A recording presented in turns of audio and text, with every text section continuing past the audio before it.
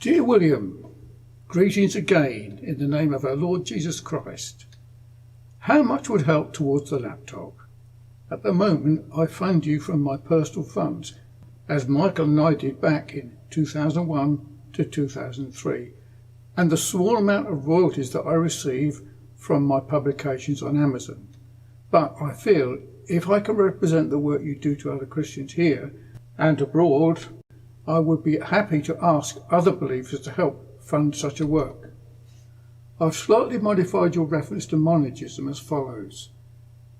In 2004, I decided to continue my theological pursuit for a higher degree, and at the same time doing my pastoral work.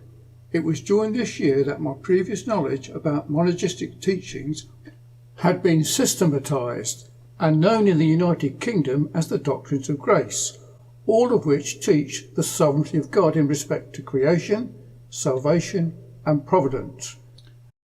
As a result, this led me to change my theological perspectives, most especially on the doctrine of salvation, or as some call soteriology. The prevalence of Arminianism from many churches around the city eventually challenged me to open the Christ-Centered Theological Institute, CCTS, in that year. The school adheres to a Reformed doctrine and is given freely, purposely, to spread the Reformed doctrines of grace and to cater ministers and Christians who can't afford to enrol at an expensive seminary. Please outline the syllabus, a basic one, that you use to teach and introduce Arminian believers into the doctrines of grace. And do you have a confession of faith that outlines these truths?